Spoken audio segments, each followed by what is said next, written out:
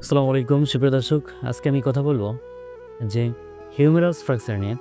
Humerus হচ্ছে আমাদের আপার লিম্বের উপরের সবচেয়ে বড় হাড়। আমাদের যে এই যে হাড়টা কাঁধ থেকে কোণেই পর্যন্ত যে হাড়, এটাকে আমরা হিউমেরাস বলি। এটা যদি ভেঙে যায় আমরা কি করব? এখন হাড় যদি ভেঙে যায়, প্রথমে আমাকে যেটা করতে হবে, প্রথমেই আপনার একটা হসপিটালে যেতে হবে, যে একজন চিকিৎসককে দেখিয়ে প্রথমে আমাদেরকে একটা এক্স-রে করতে হবে, করে দেখতে হবে তার ভাঙার ধরনটা কেমন, ওপেন ফ্র্যাকচার, ক্লোজ ফ্র্যাকচার, না প্যাথোলজিক্যাল ফ্র্যাকচার, যে কোনো কারণে যে তার এখানে ভেঙে গেছে। তো এখন এই ভাঙার ধরনটা দেখে তাকে প্রথমে যেটা করতে হবে যে আমাদের একটা ব্যান্ডেজ করতে হবে। ভাঙার ধরন যদি শ্যাফট অফ হিউমেরাস ভেঙে যায়, হেড অফ হিউমেরাস ভেঙে যায়, প্রক্সিমাল পার্ট, ডিস্টাল পার্ট যেটাই ভাঙে, তো ভেঙে তাকে যদি ভালো ভাঙা থাকে, তাহলে মাঝখানে শুধু ভেঙে গেছে, একটু সরে গেছে, তাহলে সুন্দর একটা ব্যান্ডেজ, প্রথমেই একটা ব্যান্ডেজ করতে হবে, একটা প্লাস্টার করে ওটা রাখতে হবে। ভালো ভাঙা হয় তাহলে ভাঙাটা যদি রিডাকশন করে সুন্দরভাবে 2 সপ্তাহ থেকে 3 সপ্তাহ রেখে দেওয়া হয়, বড় ভাঙা ভালো থাকে, তাও 3 সপ্তাহ থেকে 4 সপ্তাহ রেখে দেওয়া হয়, তাহলে এই ভাঙাটা জোড়া লেগে যাবে।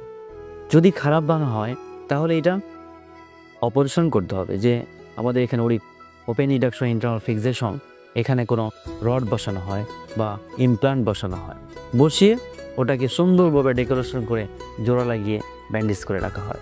রাখলে এটাও 3 থেকে 4 সপ্তাহের মধ্যে জোড়া লেগে যাবে। এটা হিউমেরাসের ভেঙে গেলে প্রাইমারি স্টেজের চিকিৎসা।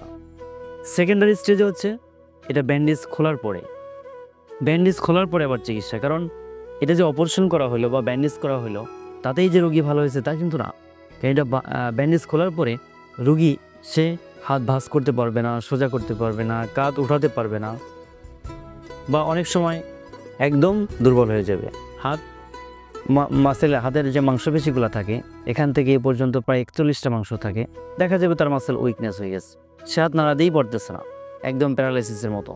সো তাকে এই প্রাইমারি অপারেশন করে ব্যান্ডেজ খোলার পরে তাকে অবশ্যই একজন ফিজিওথেরাপি চিকিৎসককে দেখাতে হবে।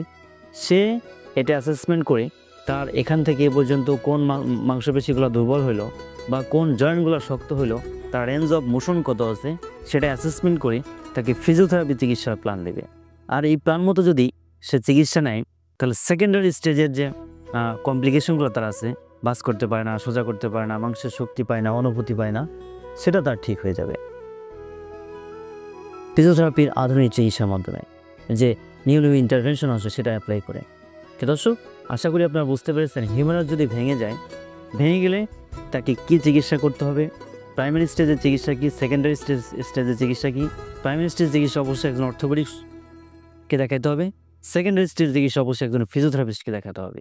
দুইজনের কোলাবোরেশনে পরামর্শ মতো যদি এই ভাঙার চিকিৎসা করে, তাহলে একটা রোগী সম্পূর্ণ আগের অবস্থায় ফিরে যাওয়া সম্ভব। দর্শক, আশা করি আপনারা বুঝতে পেরেছেন। ফার্স্ট কেয়ার পয়েন্ট থেকে